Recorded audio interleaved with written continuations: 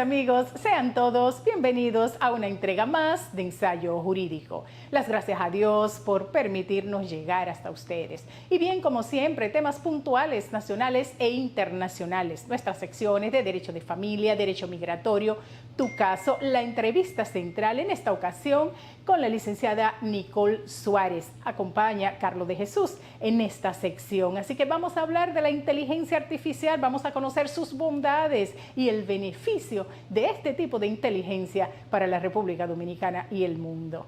Será un privilegio que nos acompañe tras una brevísima pausa.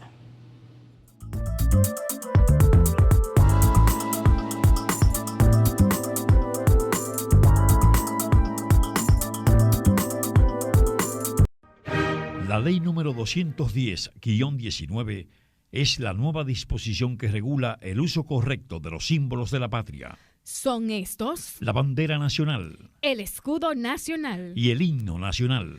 Amar la patria es respetar estos elevados símbolos de la dominicanidad. Un mensaje del Instituto Duartiano llega a ustedes gracias a la generosidad de este medio.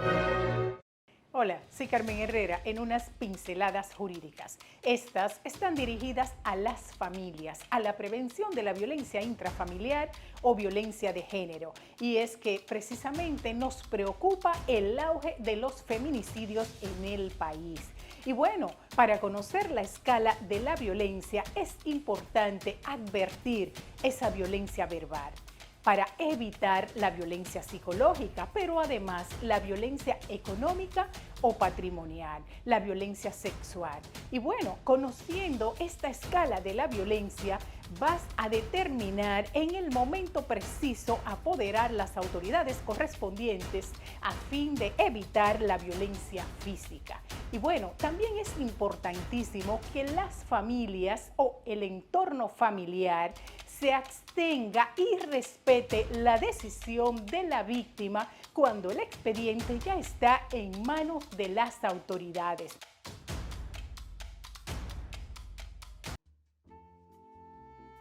La violencia intrafamiliar debe ser denunciada en tiempo, reconociendo la violencia verbal y haciendo la denuncia con apego a la Ley 2497. Dejándote acompañar, recibiendo las atenciones necesarias para mantener la familia unida y protegida. Cuando los casos se judicializan, la víctima deberá ser atendida de manera idónea. Mujer, cuando tú eres objeto de violencia intrafamiliar, violencia psicológica o física, te recomiendo que no concilie, no llegue a un acuerdo, porque los operadores del sistema penal no están verificando los requisitos legales para materializar dicho acuerdo. Siguiendo las pautas, evitará la violencia, pero es necesario la integración de todos los actores del sistema, no a la violencia.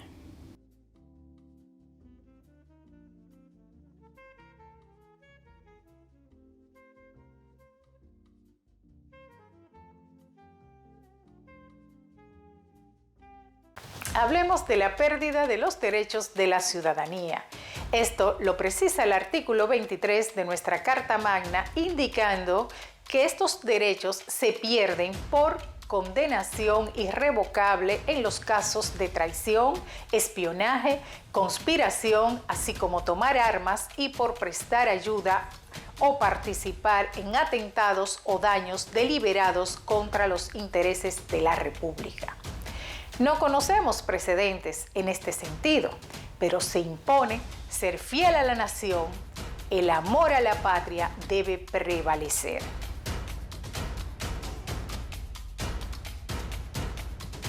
Derecho de Familia y Migratorio, su vinculación. Autoría de la doctora Carmen Herrera, experta en Derecho de Familia y Migratorio. Adquiérela ya y la Asociación de Abogados y Abogadas Independientes ANAI. Avenida 27 de Febrero, a esquina Abraham Lincoln, suite número 30, segundo nivel, Unicentro Plaza. También puedes llamarnos a los números de teléfonos 809-472-2782 y 809-683-1399.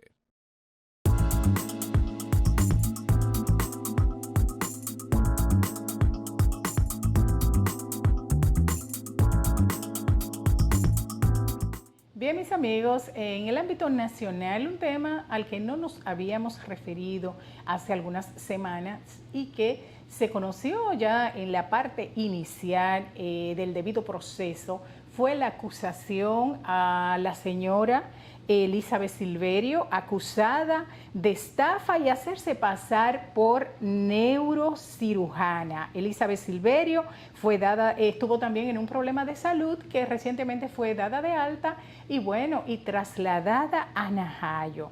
Y sobre este tema, realmente es importante que tanto las autoridades como algún medio de comunicación puedan apreciar, descubrir y denunciar alguna actividad ilícita por cualquier persona. Eso está bien, pero obviamente un tema que es oportuno como ser humano y al que toda persona tiene derecho, que es el derecho a la salud. Y precisamente nuestra Carta Magna lo establece. Obviamente no hay que ser un psiquiatra, un psicólogo, claro, estos son los llamados a certificar, a identificar cuando una persona está en problemas de salud mental, por ejemplo, luego de someterse a un proceso amplio y riguroso de evaluaciones.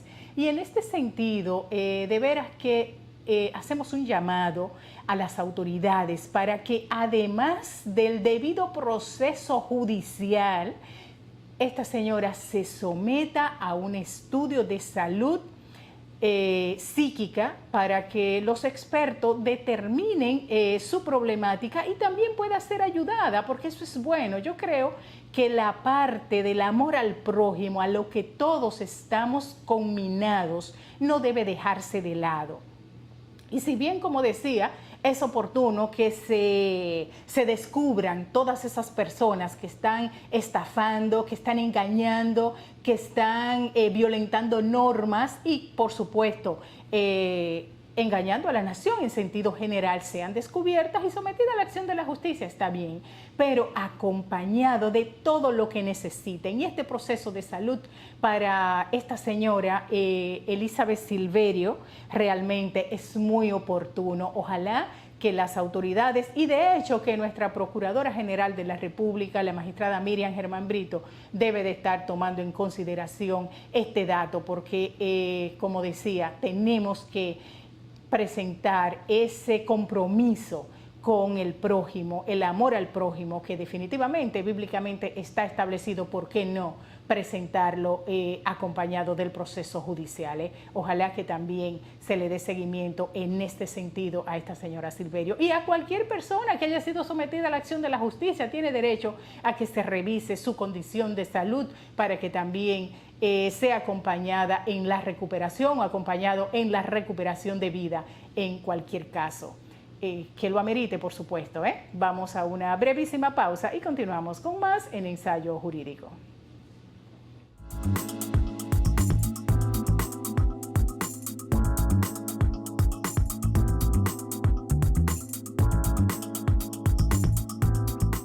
Hablemos de la pérdida de los derechos de la ciudadanía. Esto lo precisa el artículo 23 de nuestra Carta Magna, indicando que estos derechos se pierden por condenación irrevocable en los casos de traición, espionaje, conspiración, así como tomar armas y por prestar ayuda o participar en atentados o daños deliberados contra los intereses de la República. No conocemos precedentes en este sentido, pero se impone ser fiel a la nación, el amor a la patria debe prevalecer.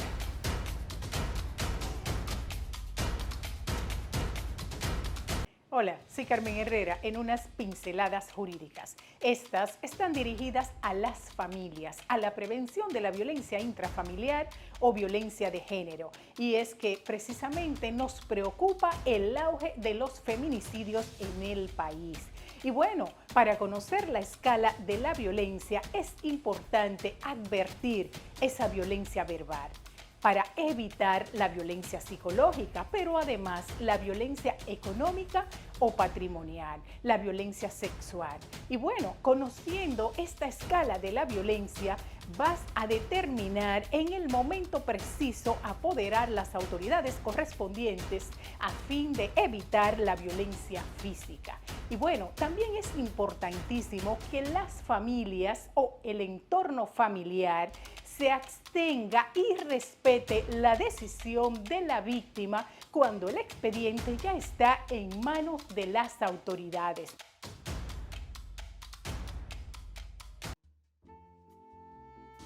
La violencia intrafamiliar debe ser denunciada en tiempo, reconociendo la violencia verbal y haciendo la denuncia con apego a la Ley 2497. Dejándote acompañar, recibiendo las atenciones necesarias para mantener la familia unida y protegida. Cuando los casos se judicializan, la víctima deberá ser atendida de manera idónea.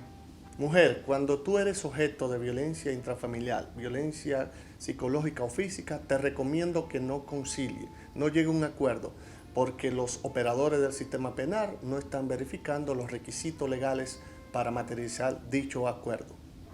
Siguiendo las pautas, evitará la violencia, pero es necesario la integración de todos los actores del sistema, no a la violencia.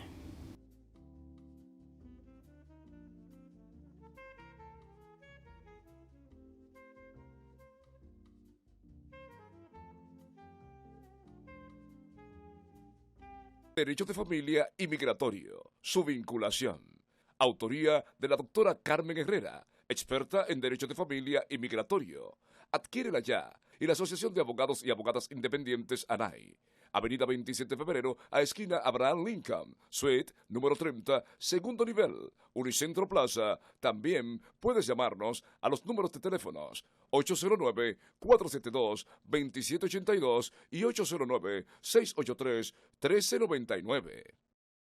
¿Qué tal, mis amigos? Soy Carmen Herrera en unas pinceladas jurídicas. En esta ocasión iniciamos con una pregunta. Si estás pedido, ¿puedes estar en un litigio civil? Bueno, muchos se preguntan esto. ¿Y qué pasa? Realmente, imagínense que usted se divorció, la está pidiendo o lo está pidiendo su padre, su madre o un hermano.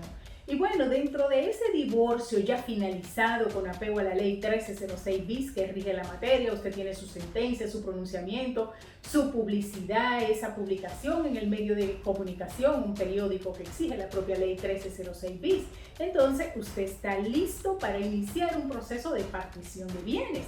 Ahora bien, por el hecho de que esté pedido, no va a iniciar su proceso de partición de bienes si su ex cónyuge no quiere una partición amigable. Entonces, sí, usted puede iniciar el procedimiento, claro, tiene que ir acompañado en todo el proceso de la petición de su asesor migratorio, porque el hecho de que estés dentro de un litigio penal sí te puede traer un problema dependiendo cuál es la circunstancia, pero un litigio civil al que tiene derecho, al que tienes ya unos derechos adquiridos que tiene que defender, porque imagínate también con esos recursos te puedes establecer en los Estados Unidos, entonces sí, puedes demandar este procedimiento de partición. Además, recuerden lo que establece el artículo 815 del Código Civil Dominicano.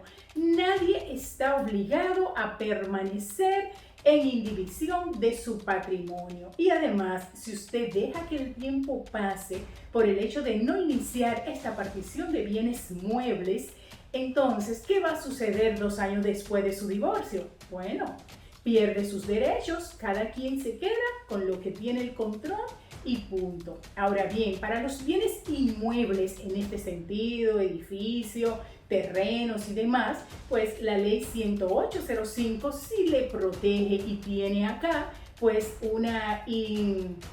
un plazo imprescriptible que la ley, el legislador más bien de manera inteligente pues decidió aprobar para asegurar su patrimonio. Así que Asesórese y vamos a continuar con su petición y a reclamar bajo un proceso legal lo que ya le pertenece.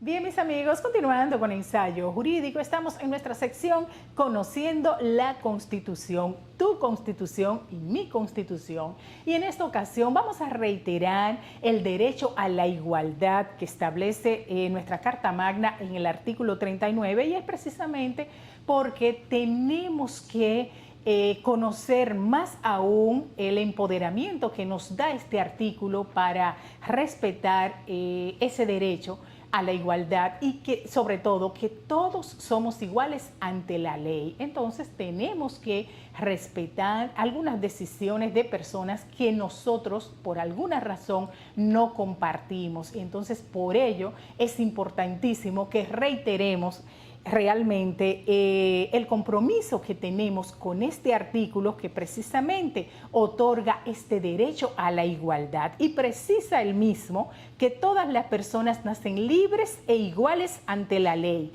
reciben la misma protección y trato de las instituciones, autoridades y demás personas y gozan de los mismos derechos, libertades y oportunidades sin ninguna discriminación por razones de género, color, edad, discapacidad, nacionalidad, vínculos familiares, lengua, religión, opinión política o filosófica, condición social o personal. Y en consecuencias, la República Dominicana condena todo privilegio y situación que tienda a quebrantar la igualdad de los dominicanos y dominicanas, entre quienes no deben existir otras diferencias que las que resulten de sus talentos o de sus virtudes. También indica el preciado artículo y precitado artículo, por supuesto, que ninguna entidad de la República Dominicana puede conceder títulos de nobleza ni distinciones hereditarias.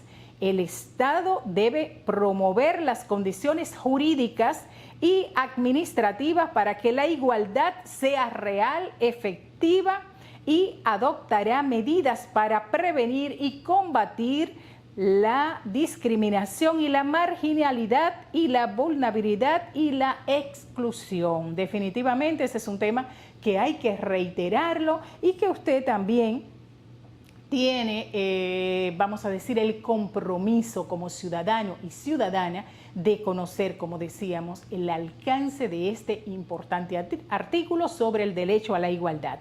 Y finalmente indica en su párrafo cuarto que la mujer y el hombre son iguales ante la ley. Se prohíbe cualquier acto que tenga como objetivo o resultado menoscabar o anular el reconocimiento, goce o ejercicio en condiciones de igualdad de los derechos fundamentales de mujeres y hombres. Se promoverán las medidas necesarias para garantizar la erradicación de las desigualdades y la discriminación de género. Ahí continúa en su párrafo quinto con otra nota que quiero dejársela de tarea, pero precisamente esta parte la erradicación de las desigualdades y la discriminación de género. En ese sentido, el gobierno trabaja sobre la transversalización de género en las políticas públicas. Esto es un proyecto, un programa que trata de eliminar esas barreras de desigualdad para que hombre y mujer sean considerados en los puestos laborales con salarios iguales y también oportunidades, entre otros temas relativos a la igualdad. Entonces, fíjense la importancia de observar, conocer y respetar el derecho a la igualdad de cada persona. Como decía, en ese sentido no estamos de acuerdo con ciertas decisiones y actuaciones, pero hay que respetar ese derecho a la igualdad y sobre todo para que no exista la discriminación. Vamos a una pausa y continuamos con más en Ensayo Jurídico.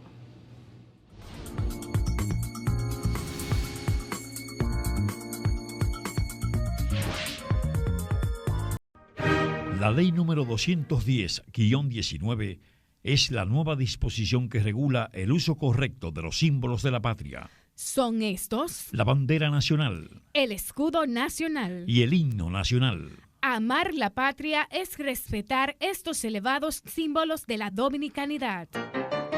Un mensaje del Instituto Duartiano llega a ustedes gracias a la generosidad de este medio. Hola, soy Carmen Herrera en unas pinceladas jurídicas. Estas están dirigidas a las familias, a la prevención de la violencia intrafamiliar o violencia de género. Y es que precisamente nos preocupa el auge de los feminicidios en el país. Y bueno, para conocer la escala de la violencia es importante advertir esa violencia verbal, para evitar la violencia psicológica, pero además la violencia económica o patrimonial, la violencia sexual.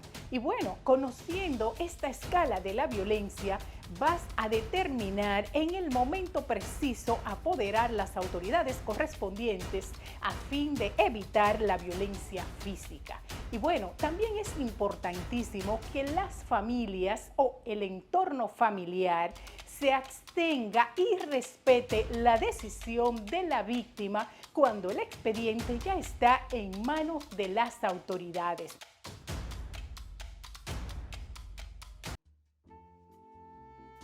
La violencia intrafamiliar debe ser denunciada en tiempo, reconociendo la violencia verbal y haciendo la denuncia con apego a la Ley 2497. Dejándote acompañar, recibiendo las atenciones necesarias para mantener la familia unida y protegida. Cuando los casos se judicializan, la víctima deberá ser atendida de manera idónea. Mujer, cuando tú eres objeto de violencia intrafamiliar, violencia psicológica o física, te recomiendo que no concilie, no llegue a un acuerdo, porque los operadores del sistema penal no están verificando los requisitos legales para materializar dicho acuerdo. Siguiendo las pautas, evitará la violencia, pero es necesario la integración de todos los actores del sistema, no a la violencia.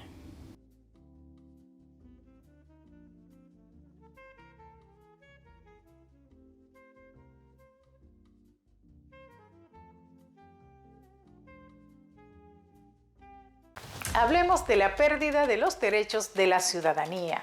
Esto lo precisa el artículo 23 de nuestra Carta Magna, indicando que estos derechos se pierden por condenación irrevocable en los casos de traición, espionaje, conspiración, así como tomar armas y por prestar ayuda o participar en atentados o daños deliberados contra los intereses de la República. No conocemos precedentes en este sentido, pero se impone ser fiel a la nación, el amor a la patria debe prevalecer.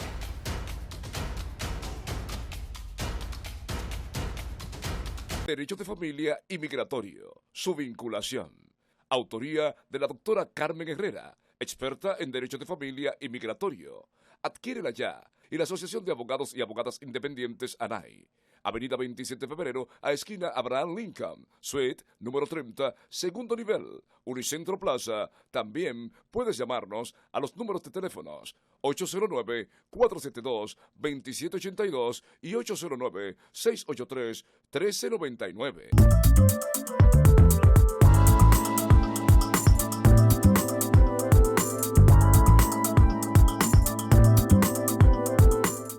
Bienvenidos a Ensayo Jurídico, con ustedes Carlos de Jesús, en una entrega más para tratar un tema de interés. Y señores, en el día de hoy tenemos una entrevista especial con una invitada de lujo. Ella es la licenciada Nicole Suárez, especialista en temas de derecho digital. La licenciada Nicole Suárez ha realizado diversos estudios en la materia de posgrado, destacando el máster en abogacía digital y nuevas tecnologías de la Universidad de Salamanca, como también una certificación como experta legal en blockchain y otros temas de derecho digital. De igual manera, ella es articulista en diversos medios de importancia y revistas. y también figura como ponente a nivel nacional e internacional. Bienvenida, Nicole, a Ensayo Jurídico. Muchísimas gracias, Carlos, por la invitación. Para mí es un verdadero placer estar aquí con ustedes. Claro que sí. Iniciando inmediatamente en materia, pues vamos a tratar estos temas de inteligencia artificial que, vamos a decir, traen sus bemoles, mucho escepticismo por parte de la población y, por qué no, también de la profesión del derecho. Y vamos a ver sus beneficios, sus posibles riesgos y otras características que sean de interés para todo el público televidente. Entonces, ¿qué podríamos decir que nos viene a traer esta inteligencia artificial para la profesión del derecho? En efecto, Carlos, tal como dices, este es el tema de moda, la inteligencia artificial. Y yo pudiese resumir las ventajas y oportunidades que tiene la inteligencia artificial, no solo para el derecho, sino en general, en una sola palabra, y esta es eficiencia. La verdad es que cuando tú usas Google Maps o cuando usas Waze, y todos ustedes que estoy segura que lo utilizan, la realidad es la siguiente: cuando ustedes lo usan, de repente dicen, ya no tengo que pensar en cuál es la ruta más rápida. No tienes que pensar en eso, porque ya esas aplicaciones lo van a hacer por ti. Puedes concentrar tus esfuerzos en pensar en cómo conducir mejor. Claro. Entonces, lo mismo sucede en el derecho.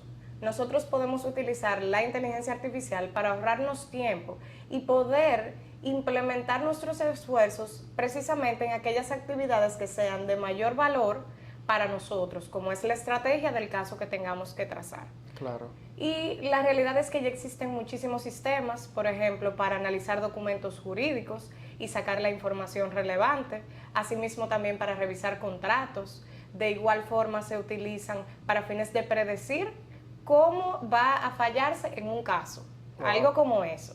Y estos sistemas, por ejemplo, que son utilizados en firmas legales británicas muy importantes, pudiesen ser Harvey AI y LexCredit. Esos son algunos de los ejemplos en los cuales pudiésemos ver y palpar esa eficiencia. Qué bueno que tú hablas de las diversas herramientas que se utilizan a nivel de inteligencia artificial, porque la colectividad mayormente relaciona inteligencia artificial con ChatGPT.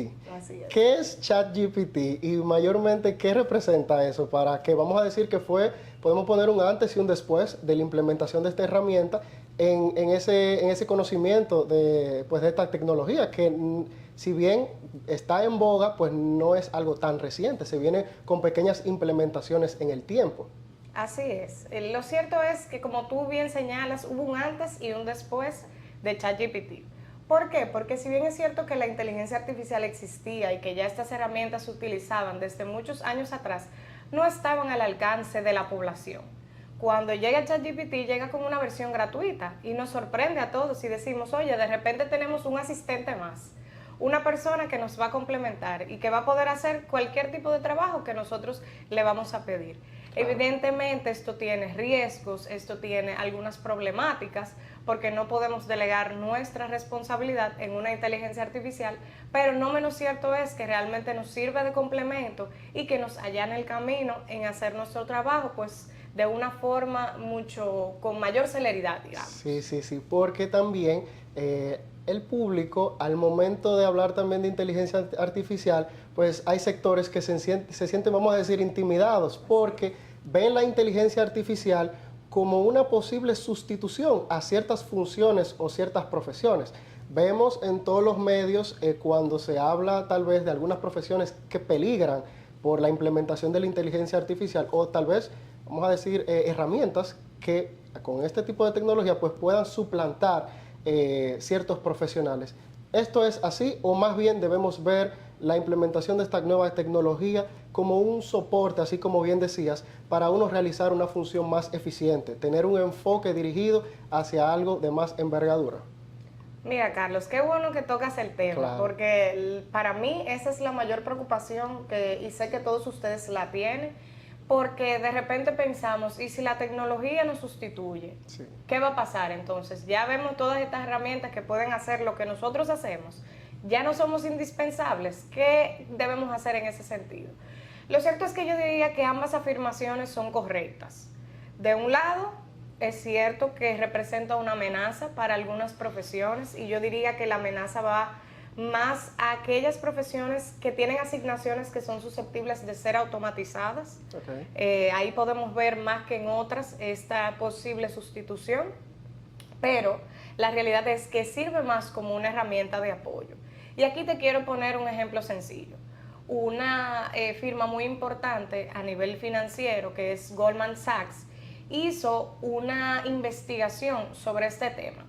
Y cuando ellos pusieron los hallazgos, el resultado era el siguiente, que se iba a poner en tela de juicio pues la profesión de alrededor de 300 millones de personas en el mundo completo. Wow.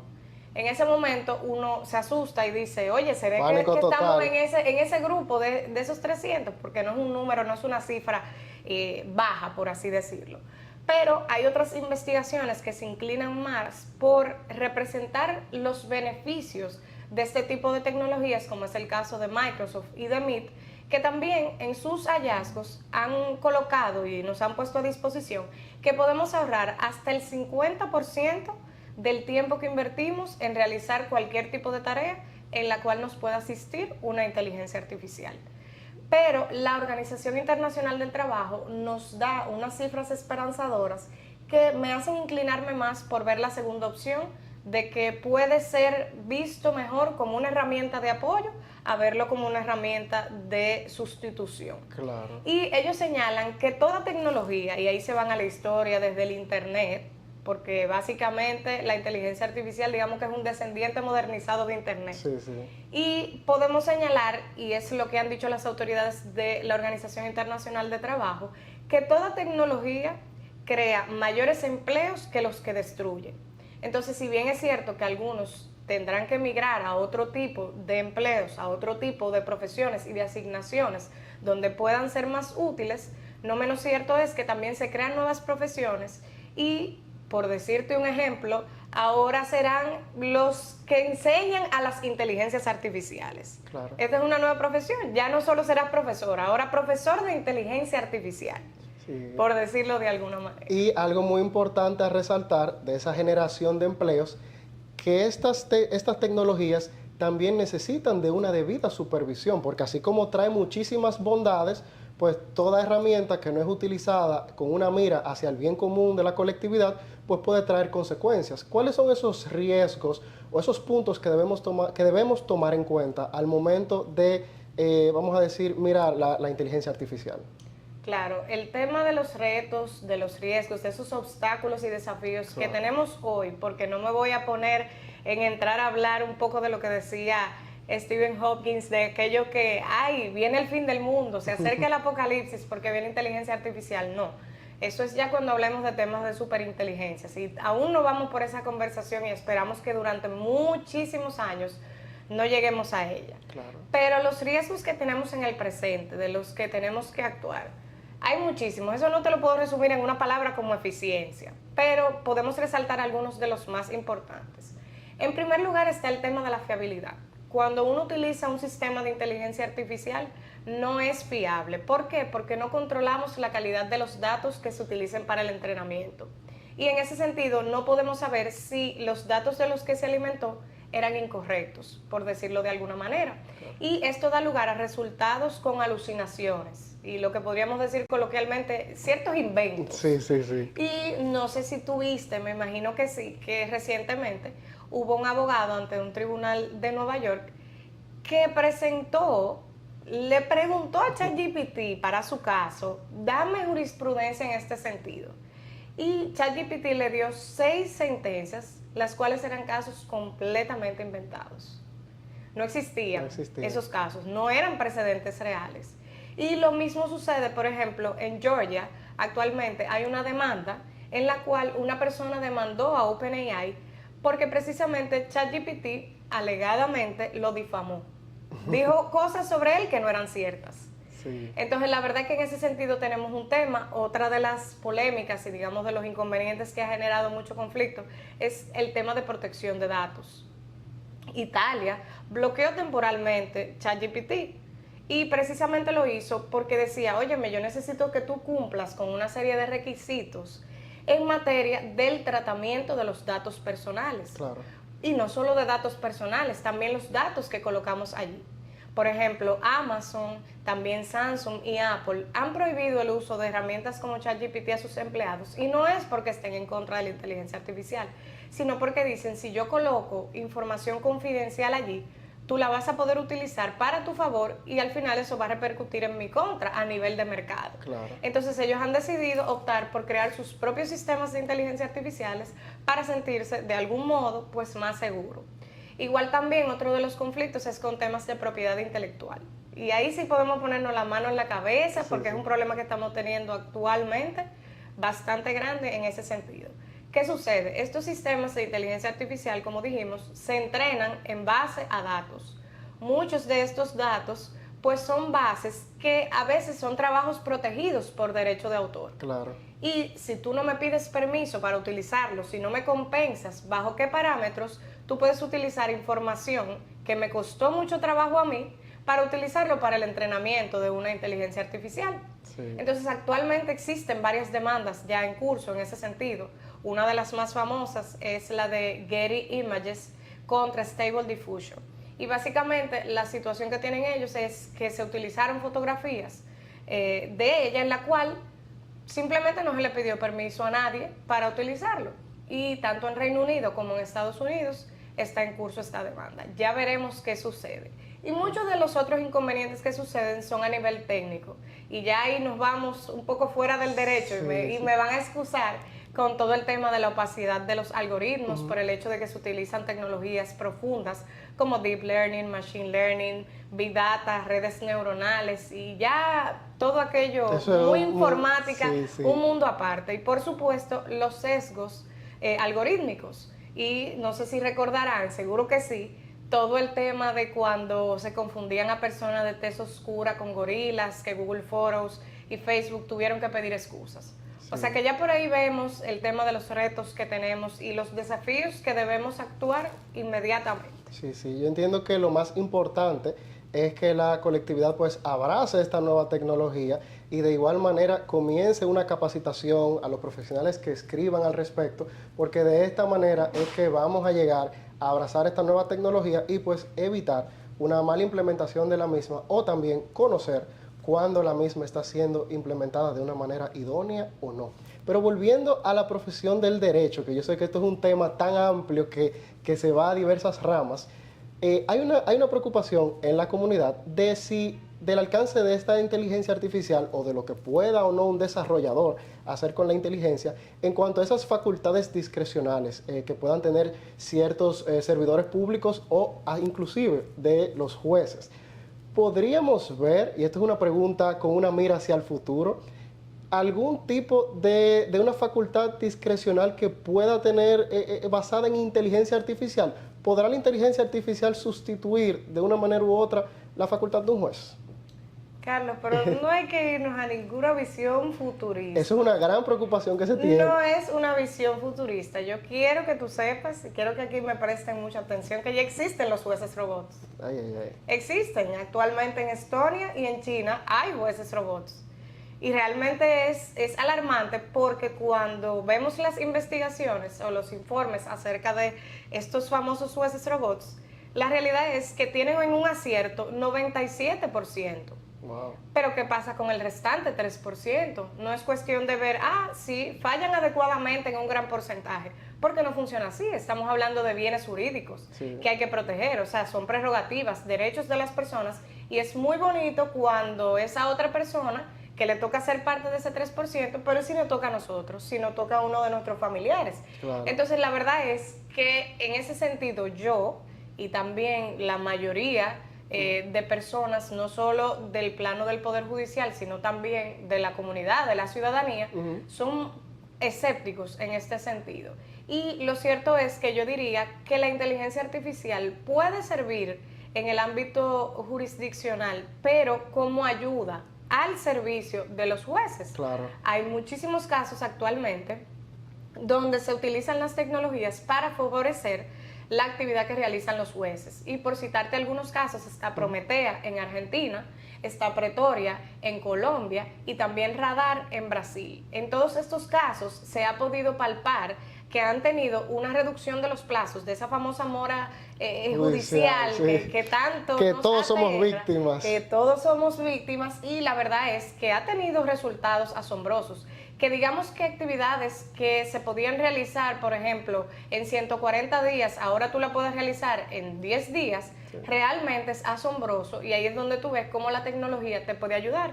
Pero una cosa es poderla utilizar como una herramienta de apoyo, como una herramienta de auxilio, como si fuese un asistente que forma parte del equipo, a que sea la inteligencia artificial la que tome las decisiones. Claro. Yo entiendo, al igual que tú y al igual que la mayoría de las personas, por así decirlo, que cuando estamos ante casos de este tipo, realmente la facultad que tiene el juez no la puede sustituir una IA.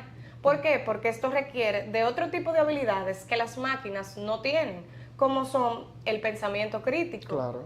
como es la ética, la inteligencia emocional, la empatía, porque un juez puede ver realmente si un testigo está mintiendo o no está mintiendo, Así es. si el acusado realmente dice la verdad o no. Y esto es algo que va muy ligado a la íntima convicción que no puede tener una máquina. Sí, sí, cada caso en concreto pues tendrá sus particularidades. Así Y es muy importante abordar este tema porque eso nos da a entrever la necesidad de que eventualmente, o así como hablaremos más adelante, esta inteligencia sea regulada, que haya una respuesta por parte de la administración o el Estado, si así se le quiere llamar. Pero eso lo vamos a ver después de una brevísima pausa. Continuamos.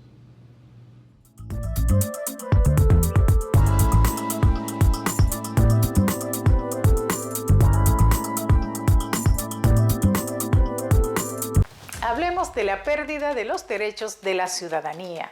Esto lo precisa el artículo 23 de nuestra Carta Magna, indicando que estos derechos se pierden por condenación irrevocable en los casos de traición, espionaje, conspiración, así como tomar armas y por prestar ayuda o participar en atentados o daños deliberados contra los intereses de la República. No conocemos precedentes en este sentido, pero se impone ser fiel a la nación, el amor a la patria debe prevalecer.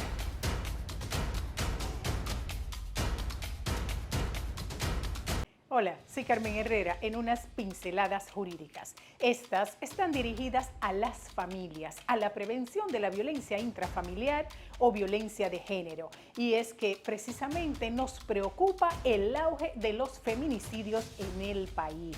Y bueno, para conocer la escala de la violencia es importante advertir esa violencia verbal, para evitar la violencia psicológica, pero además la violencia económica o patrimonial, la violencia sexual.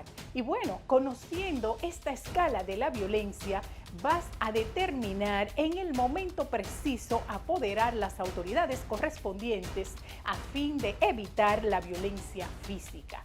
Y bueno, también es importantísimo que las familias o el entorno familiar se abstenga y respete la decisión de la víctima cuando el expediente ya está en manos de las autoridades.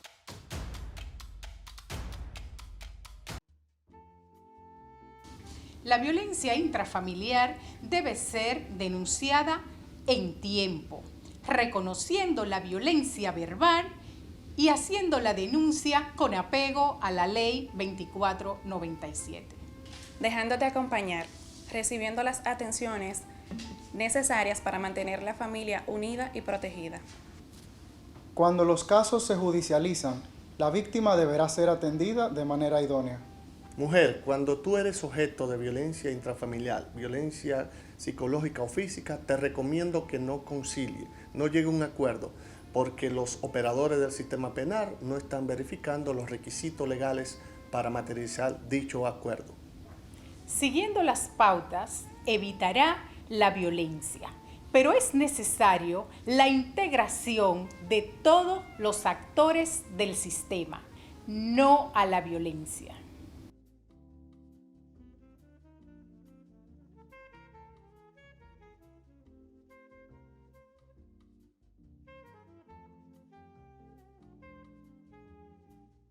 Derecho de familia y migratorio, su vinculación. Autoría de la doctora Carmen Herrera, experta en Derecho de Familia y Migratorio. Adquiérela ya. Y la Asociación de Abogados y Abogadas Independientes ANAI. Avenida 27 de Febrero, a esquina Abraham Lincoln, suite número 30, segundo nivel, Unicentro Plaza. También puedes llamarnos a los números de teléfonos 809-472-2782 y 809-683-1399. Y pues vamos a aprovechar el escenario para presentarle a todo el público televidente pues de las bondades o el alcance que tiene esta tecnología de inteligencia artificial, para mostrarle dos versiones de quienes se presentan aquí ante ustedes en inteligencia artificial. Veamos. Hola, si quieren conocer los mitos y las verdades de la inteligencia artificial desde una mirada legal y un poco más, no se pueden perder Ensayo Jurídico. Hola, soy Carlos AI y queremos darles las gracias por sintonizar Ensayo Jurídico en esta entrega dedicada a la inteligencia artificial y sus bondades. Les invitamos a estudiar más sobre el tema, ya que dicha tecnología cada día se integra más en el desarrollo de nuestra cotidianidad. Continúen la sintonía con Ensayo Jurídico.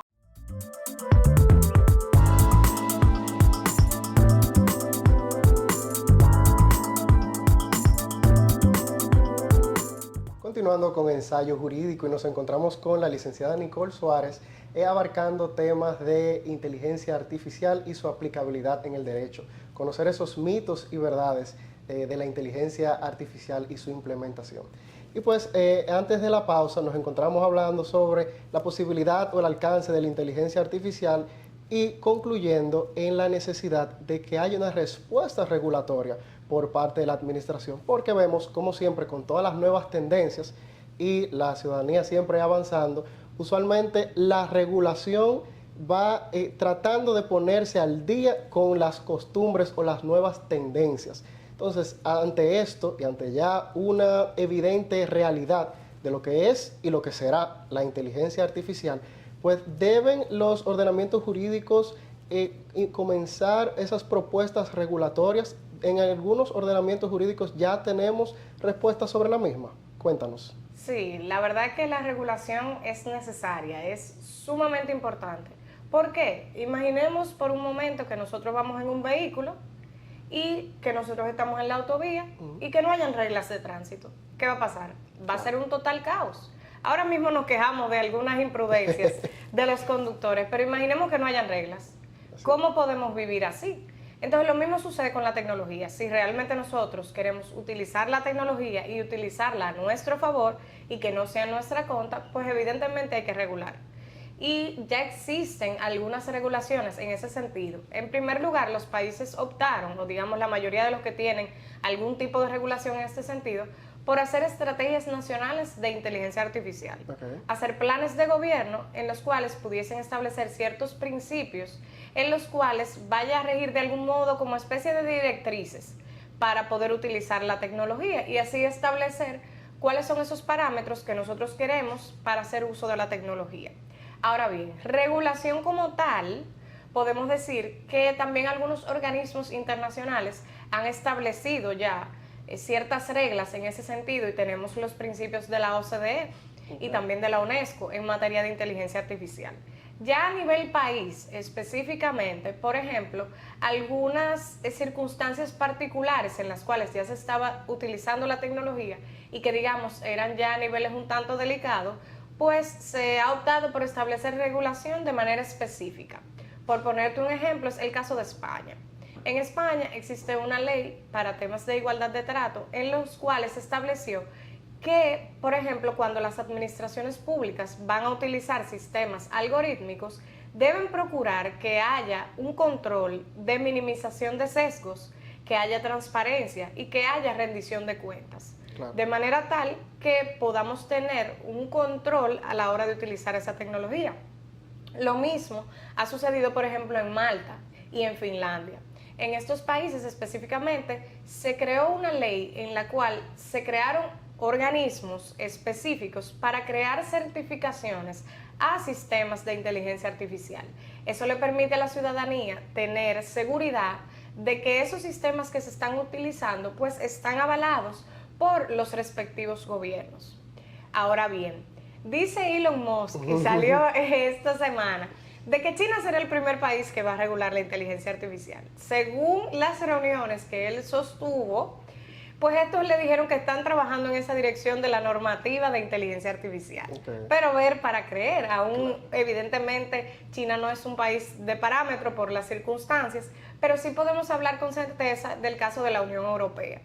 Recientemente, el 14 de junio, pues los eurodiputados aprobaron ya lo que será la primera ley integral a nivel mundial de inteligencia artificial. Y se espera que antes de que finalice este año, pues se pongan de acuerdo con el Consejo y con todos los países miembros de la Unión para que ya sea aprobada de manera definitiva. Y lo importante que trae esta regulación es el hecho de que tiene las normativas en función de niveles de riesgo. Todas las inteligencias artificiales no son iguales. Claro. Por ejemplo, tenemos a ChatGPT. Ellos los consideran como alto riesgo, todo lo que viene a ser inteligencia artificial generativa. Pero así también hay otro tipo de inteligencias que no tienen ese alto nivel de riesgo. Por ejemplo, no sé si tú utilizaste los famosos robots que habían en tiempos de pandemia para barrer la casa. En ese sentido, mucha gente lo utilizó. ¿Y qué pasaba? Bueno, pues eso no puede considerarse como de alto riesgo o de riesgo inaceptable. No lo es. Entonces eso entra dentro de un riesgo mínimo. Y así ellos van estableciendo normativas y requisitos especiales en función de si se trata de un riesgo inaceptable, ya como es el caso de lo que pasaba pues en China con todo el tema de los sistemas biométricos en tiempo real, la videovigilancia a la que tanto le tememos, eso para ellos es un riesgo inaceptable. Luego están pues los que son de alto riesgo, como entran estas inteligencias artificiales generativas, como es el caso por ejemplo de BART, de Google, y también están ya las que tienen un riesgo mínimo o limitado, que entran pues todas las demás que se hayan ido creando que no generen tanta afectación, digamos, a los derechos de la ciudadanía. Y ese es pues el esquema que tenemos ahora mismo a nivel regulatorio.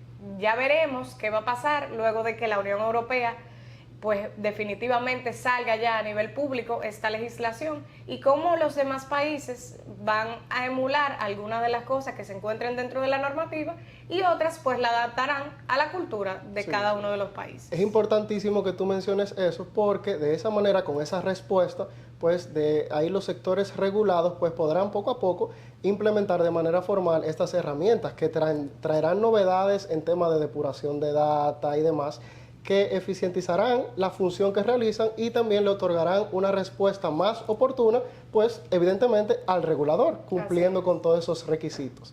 Bueno, Nicole, pues yo creo que la recomendación final o reflexión de la presente entrevista es invitar a las personas que estudien sobre el tema, abracen la inteligencia artificial, no la rechacen, no se tilden de arcaicos o que se eviten su estudio, porque yo entiendo que eventualmente, o bueno, ya hoy en día de una manera obviamente gradual, pues va a ser parte de nuestro diario vivir.